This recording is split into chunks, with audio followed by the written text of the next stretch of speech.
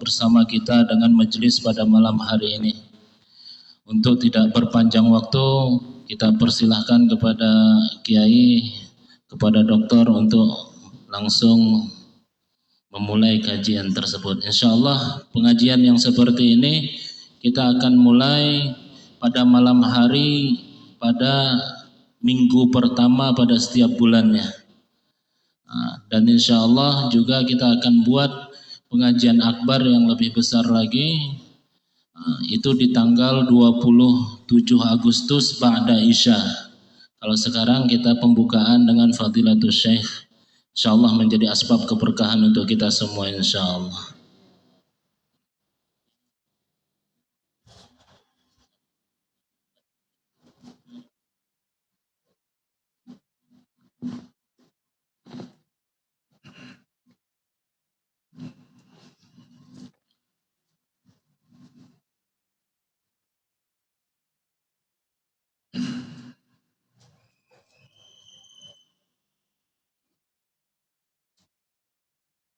Bismillahirrahmanirrahim. Assalamualaikum warahmatullahi wabarakatuh. Alhamdulillah, wassalatu wassalamu ala sayyidina Rasulillah wa ala alihi wa sahbihi wa man walah. Rabbi shrah li sadri wa yassir li amri wahlul 'uqdatam min lisani yafqahu qawli. Subhanaka la ilma lana illa ma 'allamtana innaka antal alimul hakim. Amma ba'd. Yang kami hormati Fadilatul Ustaz Muhammad Salman hafizahullah taala, para asatidzah, tokoh masyarakat, bapak-bapak, ibu-ibu, terkhusus juga malam ini ada ulama juga yang datang, ulama pakar qiraat. Beliau mengumpulkan sanad qiraat ulama Nusantara. Beliau adalah Syekh Muhammad Abid Mu'afah, ada di sebelah kanan. Ya. Marhaban. Alhamdulillah, saya sangat berbahagia pada malam hari ini bisa berada di tengah-tengah orang-orang soleh.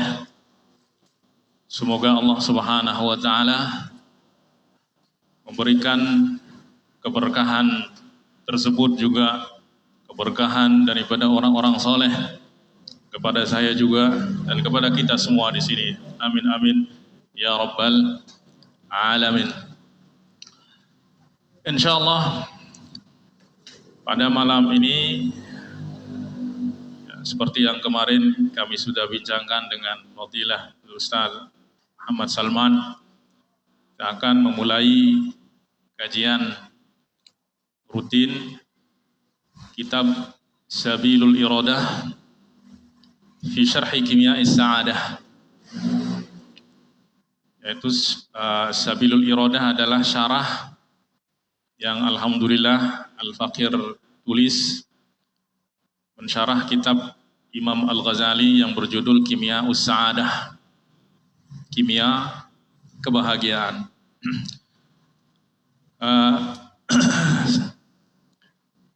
Sebelum saya memulai, saya akan memberikan sedikit muqaddimah tentang Sabilul Iradah. Al-iradah itu artinya keinginan, kehendak. Ya. Maka kenapa dengan iradah? Karena ini erat kaitannya dengan kebahagiaan, sa'adah. Kebahagiaan itu akan selalu berkaitan dengan iradah, dengan keinginan. Oleh sebab itu kalau kita bertanya, kapan seseorang meraih kebahagiaan? Kapan seseorang itu berbahagia? Pasti jawabannya adalah orang berbahagia ketika dia mencapai apa yang dia inginkan. Nah, maka kebahagiaan itu amat erat kaitannya dengan kebahagiaan. Oleh sebab itu, orang-orang yang paling berbahagia di muka bumi ini adalah orang-orang yang menghendaki, menginginkan Allah Subhanahu wa taala. Ya, kalau di dalam tasawuf, orang-orang yang menginginkan Allah, berjalan menuju Allah itu dinamakan al-muridun. Al-muridun. Ya, dari kata iradah, isim fa'il dari iradah, yang sebenarnya bermakna adalah orang-orang yang menghendaki, orang-orang yang menginginkan Allah Subhanahu wa taala. Nah, maka di dalam kitab Kimya'us Sa'adah, di sini Imam Ghazali menjelaskan tentang rumus-rumus kebahagiaan, kimia kebahagiaan. Karena sejatinya seluruh makhluk, baik itu manusia dan yang lainnya, pasti mencari yang namanya kebahagiaan. Tetapi seseorang tidak akan meraih kebahagiaan kecuali terlebih dahulu dia harus mengenal dirinya sendiri. Dia harus tahu apa yang membahagiakannya, di mana dia harus mencari kebahagiaan. Di mana tempat kebahagiaan itu, sehingga orang tidak salah di dalam mencari kebahagiaan. Nah, maka di dalam kitab ini nanti Imam Al-Ghazali menjelaskan tentang hakikat diri kita. Karena dengan mengenal hakikat diri kita, baru kita akan dapat mengenal Allah Subhanahu wa taala. Ya. Baik, mungkin saya langsung baca sedikit muqaddimah. Kalau yang pegang kitab di halaman 6. Ini muqaddimah dari saya. Bismillahirrahmanirrahim. Alhamdulillahilladzi hada ahlal iradati ila sabilis sa'adah. Segala puji bagi Allah Subhanahu wa taala yang telah memberi hidayah kepada ahlul iradah, kepada orang-orang yang mempunyai iradah menuju jalan kebahagiaan. Wa wa'ada ahlat ta'ati bil husna waz ziyadah.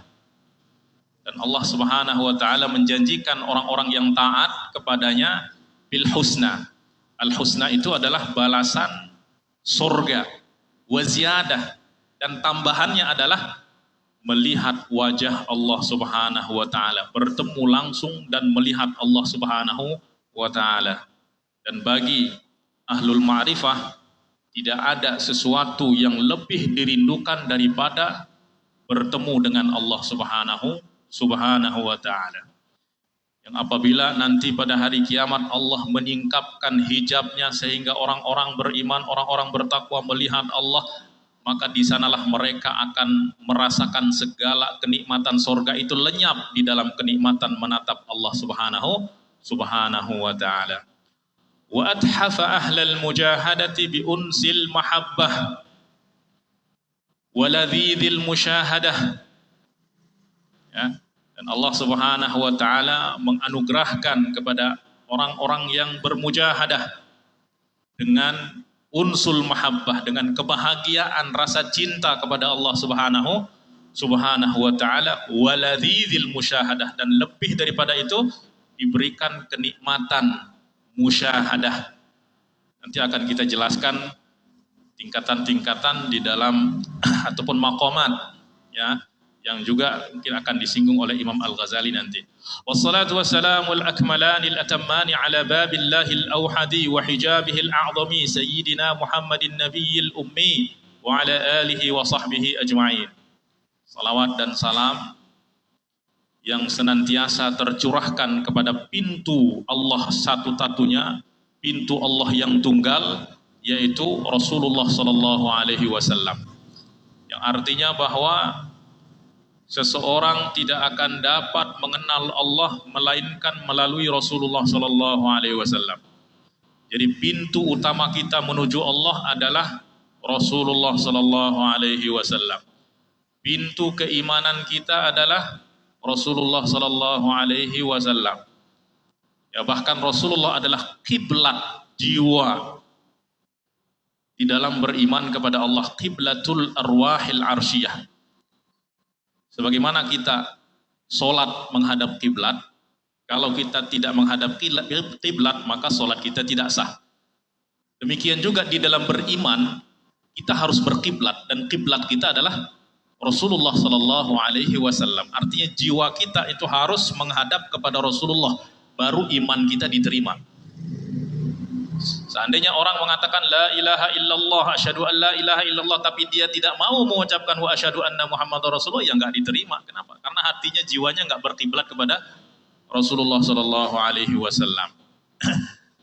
Amma ba'du fa yaqulu al-'abdul faqir al-mu'tarifu bi kamalil 'ajzi wat taqsir, yani al-faqir sendiri, ya, Luqmanul Hakim bin Darmawan Asy-Syafi'i madhaban al-Asy'ari aqidatan. Kita harus, identitas ideologi kita itu harus jelas. Kita berafiliasi kepada siapa, kita ikut siapa. Ya, di dalam akidah kita mengikut siapa?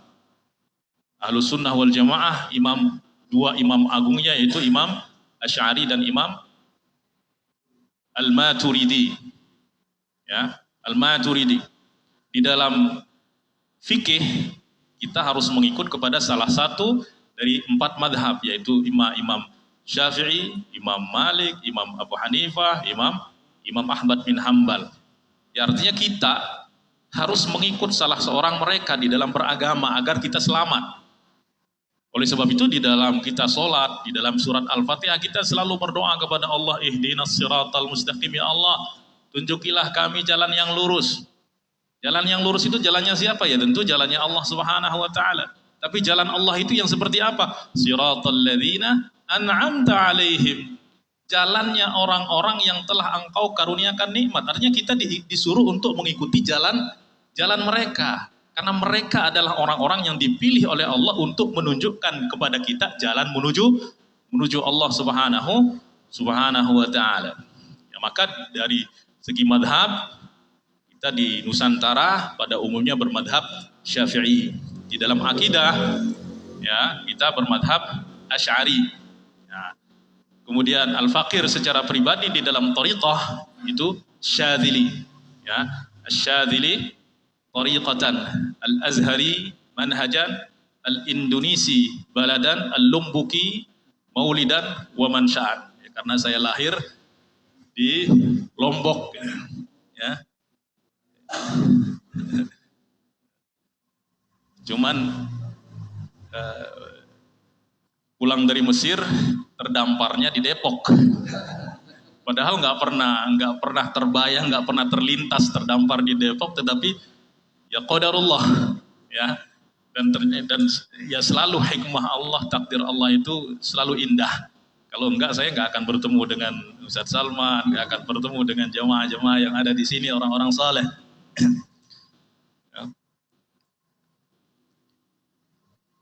Amalahu Allah wa iyyakum bi lutfihi al-khafi wa razaqahu husnal ahwal fil qawli wal amal. Hadha syarhun mutawadhi'un 'ala al-kitab al-musamma bi kimya'is sa'adah. Ya, kitab ini adalah kitab yang sederhana, syarah yang sederhana terhadap kitab yang berjudul Kimya'us Sa'adah, kimia kebahagiaan. Nanti Imam Al-Ghazali akan menjelaskan apa yang dimaksud dengan kimia kebahagiaan.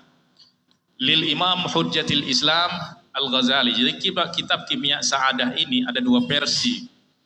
Ada versi yang berbahasa Persia dan itu ukurannya besar. Ya, bahasa Persia. Dan sekarang versi Arabnya sudah ada juga yang terjemahan. Kemudian Imam Murtadha Az-Zabidi ketika mensyarah Ihya Ulumuddin, beliau menjelaskan bahwa Imam Al-Ghazali punya kitab Kimya'us Sa'adah berbahasa Persia karena beliau memang berasal dari Persia. Kemudian beliau mengatakan di samping yang berbahasa Persia tersebut ada berbahasa Arab tapi singkat ringkas, samahu kadzalika Kimya'us Sa'adah, yang diberi nama juga Kimya'us Sa'adah. Nah, maka yang versi Arab yang ringkas itu adalah kitab yang kita syarah ini. Ya, walaupun di dalam ininya banyak perbincangan tentang kitab Kimya'us Sa'adah. Lil Imam Hujjatil Islam Zainuddin Abi Hamid Muhammad ibni Muhammad Al-Ghazali qaddasallahu sirrahu. Ya, karena kita di dalam thariqah manhaj thariqah kita itu pada umumnya merujuk kepada dua imam besar, yaitu Imam Al-Ghazali dan Imam Al-Junaid. Ya, Imam Al-Ghazali dan Imam Al-Junaid. Ya. Baik. Qaddasallahu sirrahu da'ani ila syarhihi anna al-kitab ala sighari hajmihi wa ikhtisari nazmihi azimul qadri ghazirul naf'i kathirul faidati mustamilun ala khulasati turuqit ta'arrufi ala haqiqatin nafs. Jadi kitabnya memang kecil, ya. Kalau yang aslinya versi Arabnya itu kecil, banyak beberapa halaman saja, tetapi mengandung makna-makna yang sangat syarat, makna-makna yang sangat mendalam dan faedah yang sangat banyak. Kenapa? Karena kitab itu berbicara tentang cara kita mengenal hakikat diri kita. Karena tanpa kita mengenal siapa diri kita, nggak bakal kita mengenal Allah Subhanahu wa Ta'ala. Wong diri kita saja kita nggak kenal.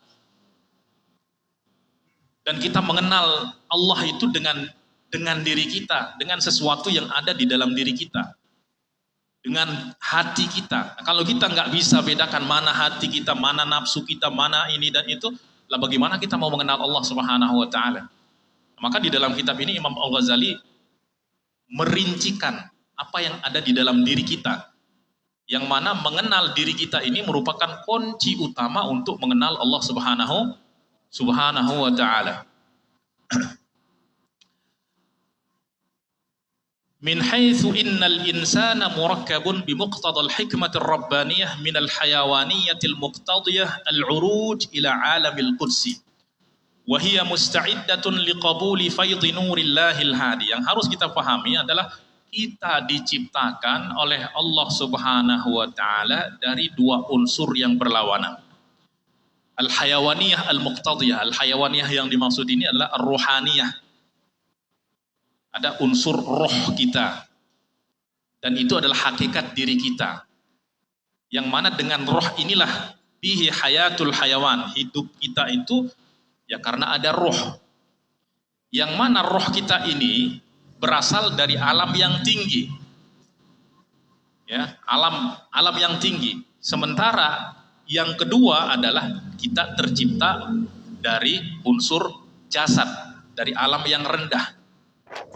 Yang mana rohaniyah kita, jiwa kita, musta'iddatun liqabuli faydhani nurillah. Dialah yang mempunyai kesiapan untuk menerima limpahan cahaya Allah Subhanahu wa Ta'ala yang maha pemberi petunjuk.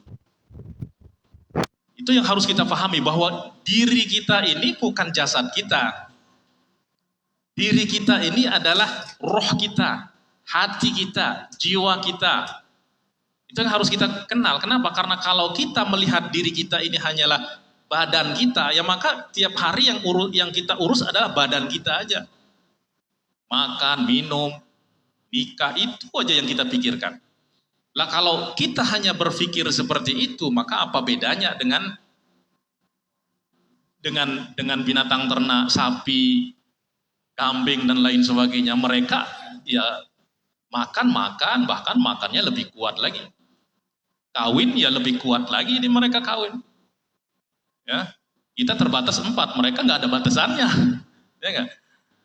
Ya, mau bekerja, ya, saya rasa sapi, lembu, kerbau lebih kuat kerjanya dari kita. Gitu. Tetapi kita diciptakan bukan untuk itu yang harus kita pahami.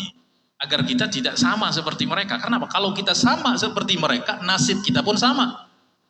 Ulaika kal an'am, mereka seperti binatang ternak. Nah, maka manusia kalau dia sudah menyerupai binatang ternak, nasibnya juga sama.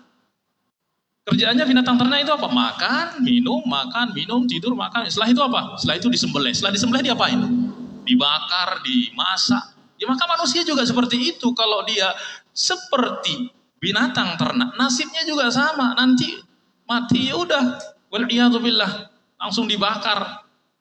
Wal-iyadu billah. Wattaqun nar allati waquduha an-nas wal hijarah. Jadi bahan bakar utama api neraka itu manusia. baru batu-batu. Ya. Nah, maka kita harus betul-betul mengenal diri kita ini supaya kita bisa memperlakukan diri kita sesuai dengan apa yang Allah Subhanahu wa taala muliakan kita. Ya. Nah, maka rohaniyah ini, rohani kita, roh kita, ya katakanlah akal, katakanlah jiwa, katakanlah hati, itu semuanya sebenarnya sama. Muhayyaun litahalli bihilyatid din, dia yang mempunyai kesiapan untuk menerima limpahan cahaya dari Allah Subhanahu wa taala dan mempunyai kesiapan untuk berhias dengan hiasan agama, berakhlak dengan akhlak yang mulia. Nah, yang kedua, unsur kita yang kedua adalah wa minan nafsaniyah, dari nafsu. Ya. Al-ma'ilah ilal khuludi fil ardi, yang mana dengan nafsu ini orang akan lebih cenderung mencari kenyamanan di dunia. Karena memang nafsu ini sifatnya menipu. Ya, menginginkan kenyamanan di dunia, padahal dunia itu bukan tempat nyaman. Dunia itu memang sudah diciptakan oleh Allah untuk kita bersusah payah. Jadi kalau ada orang yang ingin mencari kenyamanan di dunia itu, dia salah alamat. Tempat kenyamanan yang sebenarnya itu, tempat kebahagiaan yang sebenarnya itu adalah di mana? Jadi sorga. Karena kalau di dunia, bapak-bapak dan ibu-ibu, dunia itu, apa yang ada di dunia ini, kita ibarat di dalam lingkaran, ya. Apa yang ada di dalam lingkaran itu pasti akan berakhir pada garis lingkaran tersebut. Mau kemana aja pasti berujung di situ. Ya artinya selama kita di dunia, mau kemana saja, mau apa saja, ya pasti akan berakhir dengan garis yang dinamakan garis ajal. Nah, maka segala kenikmatan yang ada di dunia itu ya akan berakhir. Nah, maka kalau orang itu berakal, dia nggak akan mencari kenikmatan yang bersifat duniawi. Kenapa? Karena kenikmatan yang bersifat duniawi itu ibarat mimpi. Karena yang namanya kebahagiaan itu kan, yang kebahagiaan yang sebenarnya itu kan harus yang kekal, yang nggak berakhir. Bayangkan kalau kebahagiaan itu berakhir, itu nggak ada nilainya. Coba ada orang mengatakan dulu saya bahagia, itu artinya apa? Dulu saya bahagia, artinya dulu bahagia, sekarang melarat. Kemudian kebahagiaan yang dulu itu masih ada artinya, nggak ada lagi sudah. Ya seperti ada orang, dulu saya kaya, ya, sekarang melarat, miskin, ya nggak ada artinya. Jadi tidak ada arti dari sebuah kenikmatan, kebahagiaan yang berakhir. Dan kebahagiaan yang berakhir itu tidak diraih dengan nafsu, dengan fisik. Ya, nanti Imam Ghazali kita akan baca di dalam wasiat-wasiat Imam Al-Ghazali. Warrukun ilal mardiyat, ya memang nafsu ini diciptakan dari alam yang rendah, maka dia pun akan mendorong kita untuk melakukan hal-hal yang bersifat rendah. Nah, maka di sini kita harus pahami bahwa kita diciptakan dari dua unsur yang berlawanan. Yang satu mengajak kita untuk naik tinggi kepada a'la illiyin, ya, ahsan taqwim. Tapi di satu sisi ada sesuatu di dalam diri kita yang ingin menjatuhkan kita kepada asfal safilin. Nah, disinilah uniknya manusia itu. Jadi dia punya potensi untuk menjadi makhluk yang termulia, tapi juga mempunyai potensi untuk menjadi makhluk yang terburuk, terendah. Makanya di dalam Al-Quran Allah berfirman apa? Laqad khalaqnal insana fi ahsani taqwim. Ya. Paling baik, paling sempurna. Tapi thumma radadnahu asfal safilin. Safilin itu yang rendah, asfal itu yang lebih rendah lagi. Ya, maka kita nyebut juga itu yang selalu diinjak, itu namakan aspal juga. Ya. Nah, maka manusia itu lebih rendah lagi daripada segala yang rendah. Kita lihat di dunia ini, di dalam kehidupan dunia ini, makhluk yang paling jahat? Coba, saya ingin tanya, makhluk yang paling jahat itu apa? Iblis. Kita pasti akan mengatakan iblis, setan. Ada yang lebih setan daripada setan. Ada yang lebih iblis daripada iblis. Siapa itu? Ya manusia. Tapi terkadang kalau manusia ini baik, Masya Allah, bisa lebih baik dari malaikat. Ya nggak? Rasulullah itu manusia, tapi lebih baik daripada para nabi. Ya. Tapi kalau udah jahat, Masya Allah, lebih setan dari setan, bahkan setan pun berguru kepada manusia. Ya kenapa? Karena kalau setan yang justru seharusnya yang berbahaya itu kan setan yang nggak kelihatan. Tapi ini enggak, justru yang berbahaya itu justru setan yang kelihatan. Itu apa? Setan manusia. Karena kalau setan nggak kelihatan kan cuma bisa memprovokasi aja. Lakukan ini, lakukan ini. Kalau kita nggak mau, emang setan bisa maksa kita? Nggak ada. Tapi kalau manusia, setan manusia udah ingin kita melakukan sesuatu, segala cara akan dia tempuh. Ya bahkan, dan itu bisa kita lihat di dalam kehidupan kita gitu. Ada orang yang baiknya, Masya Allah, ini mah kayak hati malaikat. Ada orang-orang seperti itu. Tapi ada orang yang kita lihat dari jauh itu, A'udzubillahi minasyaitonirrajim. Baru ngelihat wajahnya aja kita udah bilang A'udzubillah gitu. Kenapa? Karena memang kelihatannya itu udah akhlaknya akhlak setan gitu. Wal'iyadzubillah. Itu manusia. Jadi uniknya manusia itu di situ. Tapi itu adalah bentuk dari kesempurnaan ciptaan Allah Subhanahu wa taala yang dinamakan dengan manusia. Nah, jadi itu harus betul-betul kita fahami kapan kita menjadi berada a'la ilin dan kapan kita menjadi asfal safilin. Dan semuanya ada di dalam diri kita. Ya, kata Imam Ali radhiyallahu anhu, dawa'uka fika wa ma tadri wa dawa'uka fika wa ma tash'ur. Penyakit-penyakit itu semua ada di dalam dirimu, tetapi obatnya juga ada di dalam dirimu. Itu yang harus kita gali. Baik. Fatansha'u an hadhihi sifat al-mutaqabilah halatun mutadadah. Nah, dari dua sifat ini, sifat yang tinggi dan sifat rendah, sifat rohani dan sifat nafsu, ya, lahirlah, timbullah dua sifat yang berlawanan. Ada wa akhlaq, ya, halat mutadadah, wa akhlaq thayyibah mahmudah, wa ukhra sayyi'ah madmumah. Sehingga ada akhlak yang baik, akhlak yang buruk. Kapan lahir di dalam diri manusia akhlak yang baik dan kapan lahir di dalam diri manusia akhlak yang buruk? Ya, itu nanti rahasianya akan disingkap secara detail oleh Imam Al-Ghazali. Yatawaqqafu fi ma'rifatiha, yatawaqqafu ala ma'rifati tafasiliha wa kayfiyati ta'amuli ma'aha sa'adatul insani wa syaqawatuhu. Di mana sangat bergantung kita mengenal rinciannya, detailnya, perinciannya, kita mengenal perincian dari apa yang ada di dalam diri kita, sehingga kita tahu bagaimana berinteraksi dengan sifat-sifat tersebut.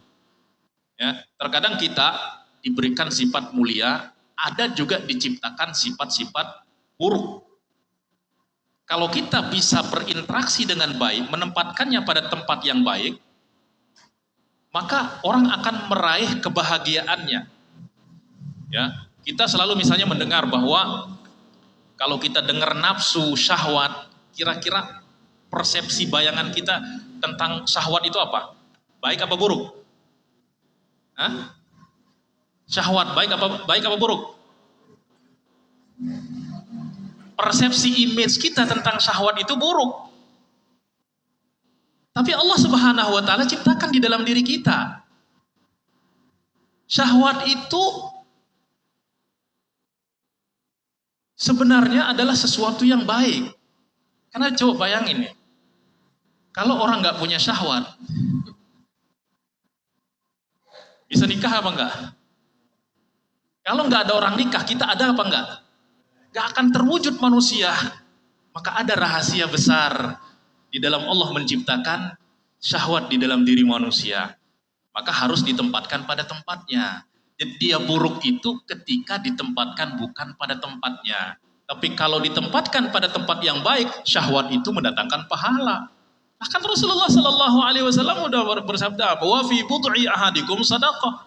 Seorang lelaki mendatangi istrinya itu udah bersedekah, itu berpahala. Ya enggak? Bayangin, itu kan mendatangkan istri itu kan melampiaskan syahwat, tapi dapat pahala. Kayaknya ini adalah ibadah yang paling dicari-cari nih. Ya, tapi yang masih jomblo jangan menghayal dulu. Ya akan tiba waktunya nanti kalau udah itu. Ya artinya apa? Syahwat itu sesuatu yang Allah Subhanahu wa taala ciptakan di dalam diri kita untuk mencapai hikmah rabbaniyah. Yang penting kita tahu di mana kita menempatkannya. Maka para sahabat bertanya, heran ini kok bisa ya? Syahwat mendatangkan pahala ya Rasulullah. Ayati ahaduna syahwatahu wa yakunu lahu ajr? Ya Rasulullah, apakah kita melampiaskan syahwat kita tapi kok dapat pahala ya Rasulullah? Maka Rasulullah bertanya begini, ara'aita law wada'aha fil haram? Law wada'aha fil haram?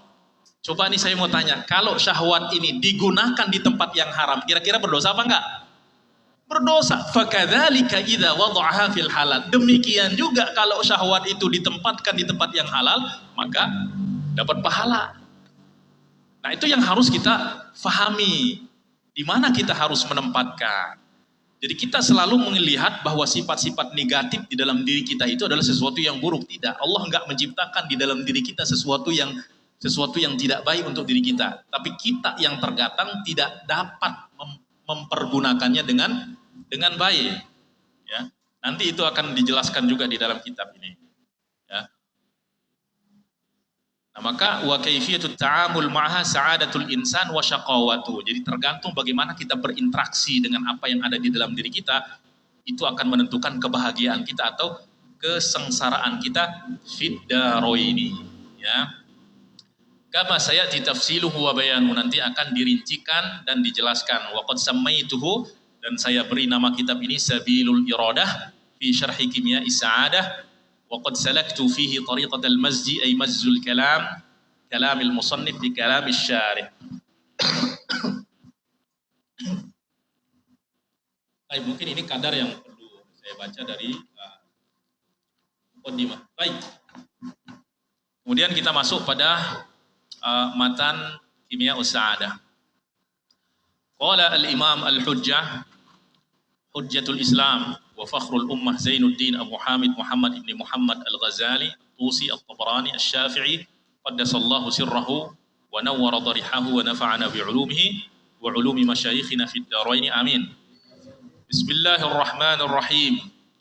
Alhamdulillahilladzi as'ada qawalibal asfiya'i bil mujahadah wa as'ada qulubal awliya'i bil musyahadah wa halla alsinatal mu'minina bidzikri wa jalla khawatiral 'arifina bil fikri wa harasa sawadal 'ibadi 'anil fasadi. Baik.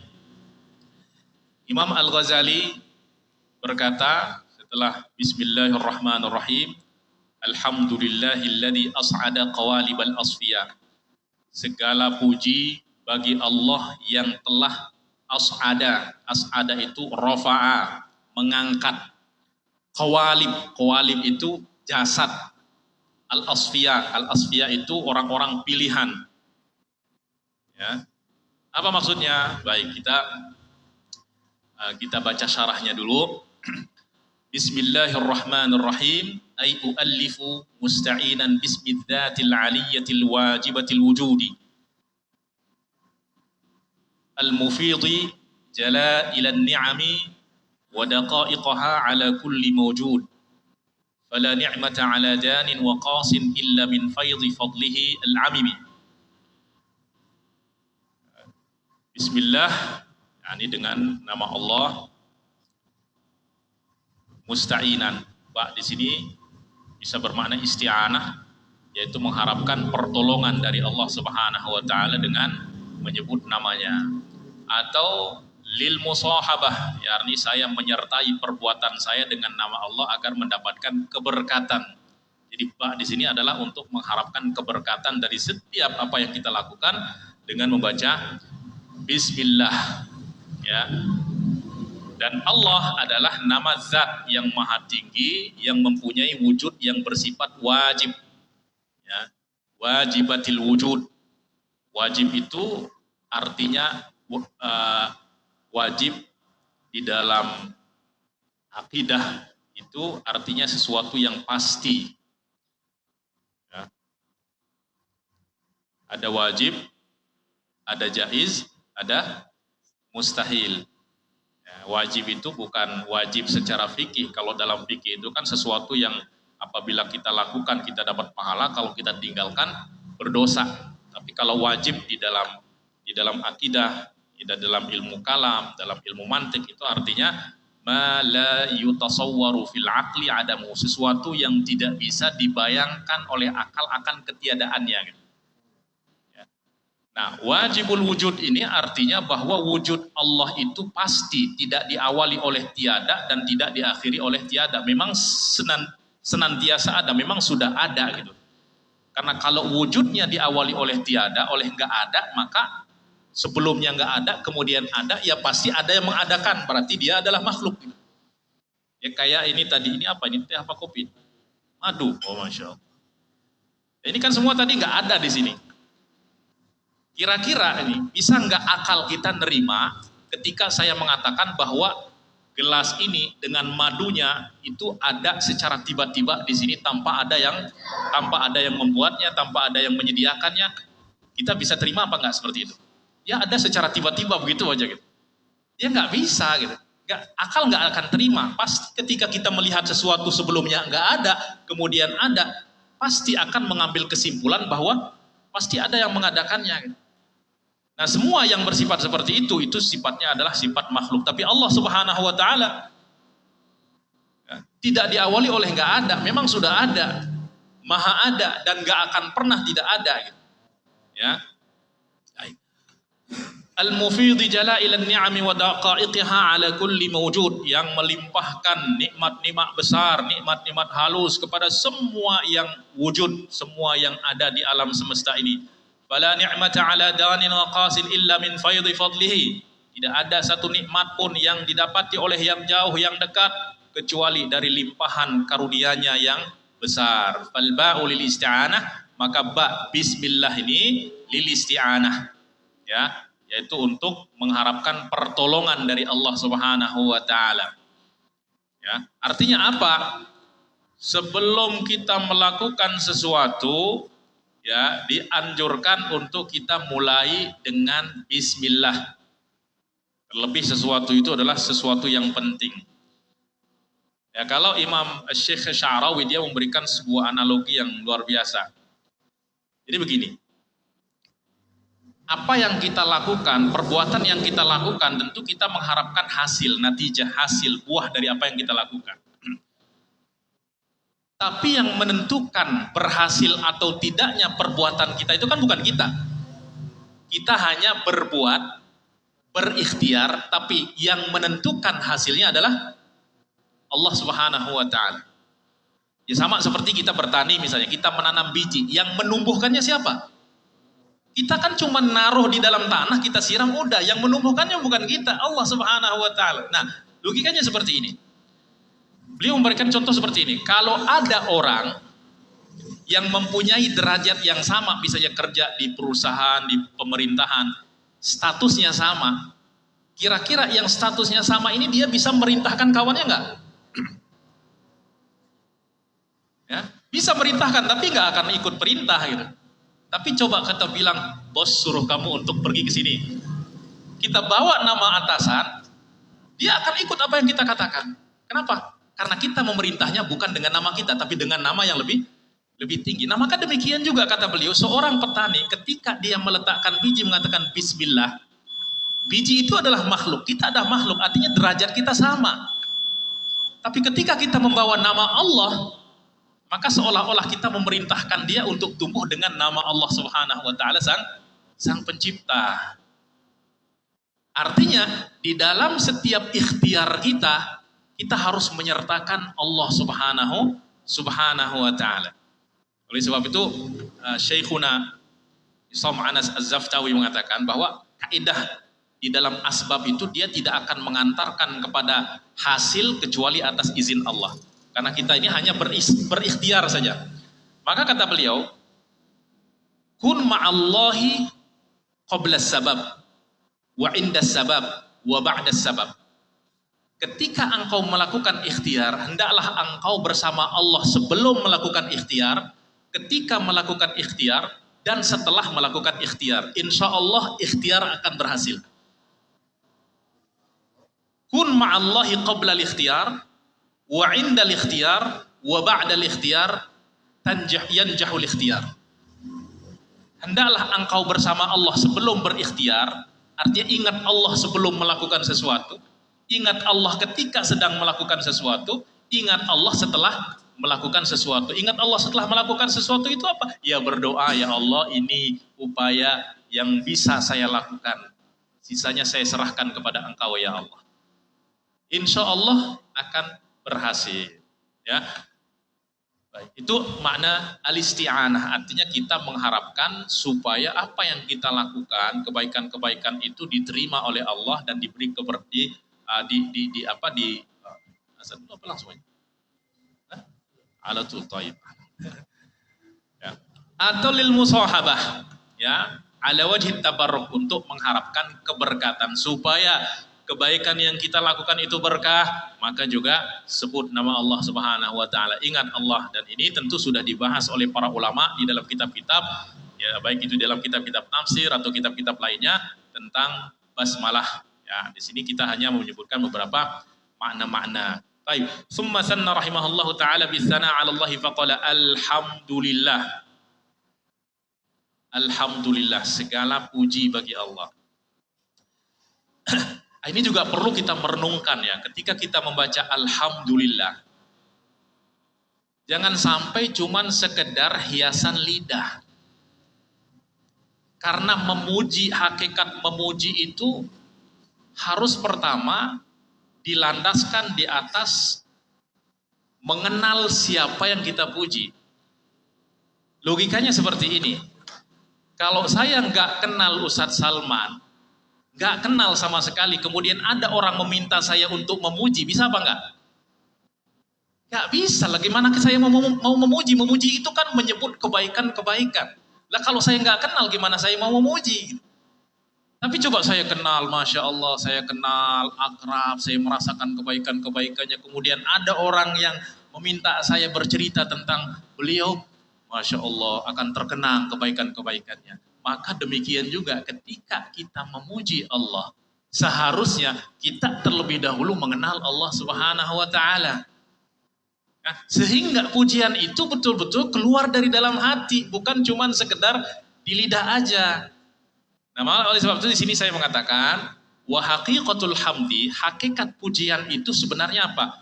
Syuhudul qalbi jamalal hadratil ilahiyah. Hati menyaksikan keindahan hadrat ilahiyah. Merasakan kebaikan, keindahan sifat-sifat Allah Subhanahu wa taala. Fayamtiqu min athari dzalika al-lisan wal jawarihu bis-sana'i wat ta'dhim. Kalau hati sudah menyaksikan keindahan Allah Subhanahu wa taala, merasakan kebaikan Allah, kasih sayang Allah Subhanahu wa taala, maka ketika diminta untuk memuji Allah keluar dari dalam hati. Artinya apa? Artinya kita pertama harus mengenal dan kita harus merasakan kebaikan Allah Subhanahu wa taala.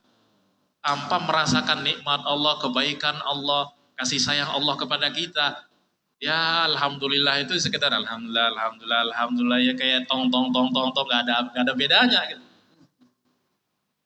Nah, artinya pujian itu akan menjadi tulus dan jujur apabila keluar dari rasa. Oleh sebab itu Imam Abdul Hasan Asy-Syadzili itu pernah ditanya begini. Karena beliau adalah seorang zahid, orang yang zuhud itu kan difahami orang yang nggak mau kenikmatan dunia gitu, anti dengan kenikmatan dunia. Gitu.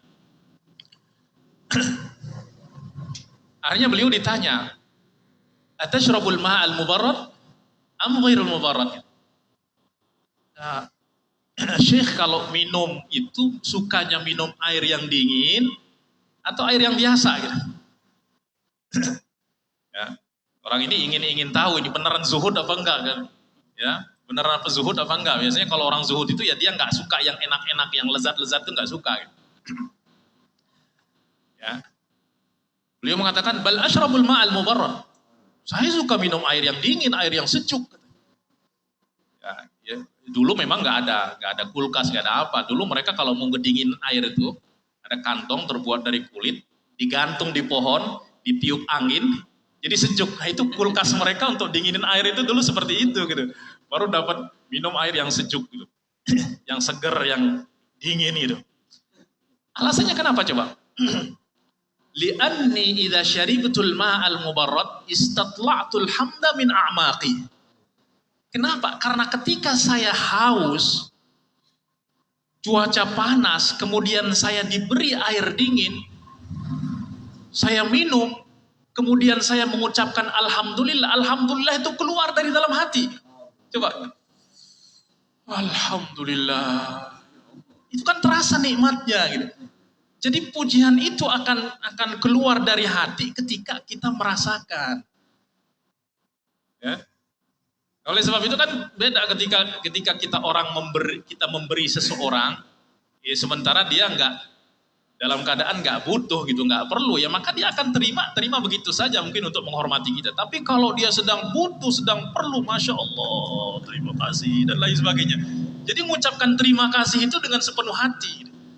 Nah maka demikian juga kita kepada Allah Subhanahu wa Ta'ala ketika mengatakan alhamdulillah itu, kita harus betul-betul keluar dari dalam hati. Kapan itu keluar dari dalam hati?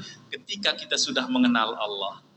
Ketika kita betul-betul merasakan kebaikan Allah Subhanahu wa Ta'ala. Ketika kita merasakan kasih sayang Allah Subhanahu wa Ta'ala. Nah maka إذ لا يذوق العبد معنى الحمد إلا إذا عاين ذلك الجمال وشاهده وعرفه ذوقا ووجدانا. Karena tidak mungkin seseorang hamba merasakan hakikat makna alhamdulillah kecuali dia betul-betul melihat, menyaksikan keindahan itu, keindahan Allah, ya, menyaksikan dengan hatinya, wa arafahu dzauqan, dan merasakannya, wa wijdanan, ya. Walidzalika arrafuhu fil lughati biqaulih huwa as-sana'u bil jamili 'alal mahmudi bi jamili sifatihi. Ya. Jadi intinya adalah memang kita enggak kenal Allah Subhanahu wa Ta'ala dengan sebenarnya. Karena tidak ada yang mengenal Allah dengan sebenarnya kecuali hanya Allah Subhanahu wa Ta'ala saja. Dan kecuali orang-orang yang dilimpahkan hakikat ma'rifat kepada mereka seperti para nabi.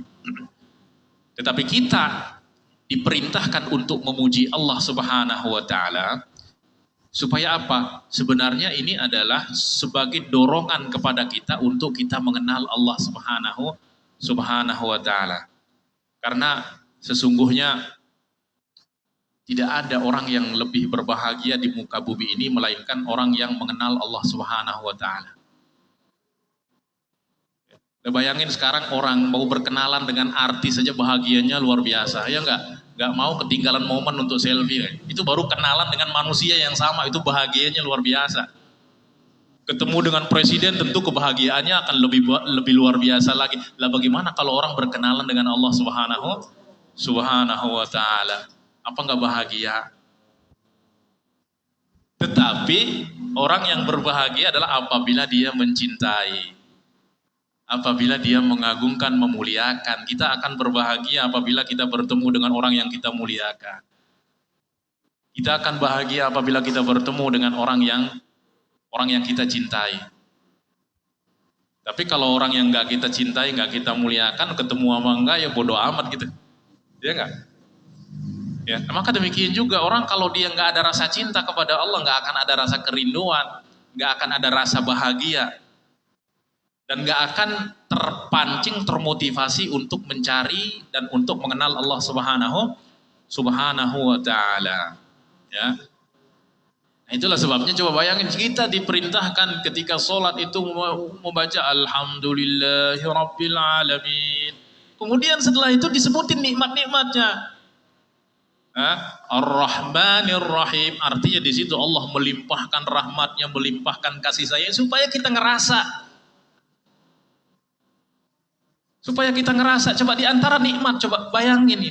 Nikmat yang paling besar yang Allah Subhanahu wa Ta'ala berikan kepada kita adalah nikmat Ada dua nikmat utama. Yang pertama adalah nikmat kehidupan, nikmat pokok, nikmat kehidupan yang kalau nggak ada nikmat kehidupan, ya udah nggak ada nikmat yang lain. Bahkan sorga pun nggak ada untuk orang yang nggak diberikan kenikmatan hidup. Tapi hidup ini nggak akan bernilai kecuali dengan nikmat yang kedua, yaitu apa? Nikmat apa? Nikmat iman. Nah, bayangin bapak-bapak dan ibu-ibu, nikmat iman ini kita dapatkan karena usaha kita atau karena anugerah Allah Subhanahu wa taala. Anugerah, gratis loh. Iman itu kan kunci surga. Allah kasih kita gratis, nggak kita beli. Coba ada nggak sekarang itu orang kita jalan tiba-tiba ada orang mau nyerahin kunci kepada kita, kunci rumah, kunci hotel bintang 5, ada nggak? Nggak ada. Kalau nggak bayar mahal ya nggak akan. Tapi ini subhanallah, Allah anugerahkan kepada kita iman, diserahin kunci surga. Bayangin, apa nggak bersyukur? Apa nggak ngerasakan itu betapa baiknya Allah Subhanahu wa taala kepada kita? Gak pernah pun kita dulu sebelum kita lahir buat proposal kepada Allah, nanti kalau saya lahir ya Allah bisa nggak kasih saya nikmat iman? Gak ada. Justru Allah pilih kita untuk lahir daripada rahim orang-orang yang beriman. Supaya apa? Supaya kita beriman. Allah kasih hidayah kepada kita supaya kita beriman, bukan kita. Itu adalah anugerah. Ini nikmat satu ini aja nih, kalau kita ingat-ingat kita rasakan, Masya Allah. Fabi ayyi ala'i rabbikuma tukadziban. Itu nggak akan henti-henti kita mengatakan Alhamdulillah, Alhamdulillah, Alhamdulillah, ya Allah, Alhamdulillah. Kita bayangin coba kalau sekarang itu Allah nggak kasih kita hidayah. Artinya apa? Itu kita, kalau Allah berikan kita nikmat hidup, kemudian Allah nggak berikan kita nikmat iman, itu kita sudah berada di tepi api neraka itu. Mati, itu langsung nyemplung itu udah. Tapi ketika Allah berikan kita nikmat, itu kita udah berada di depan pintu surga itu. Subhanallah. Lah nikmat satu ini aja kalau kita terus ingat, itu Masya Allah tuh nggak akan henti-henti lisan kita mengatakan Alhamdulillah, Alhamdulillah, Alhamdulillah. Nikmat yang luar biasa. Ya. Nah maka itu hakikat dari pujian. Ya bukan cuma karena pujian itu, ini saya sebut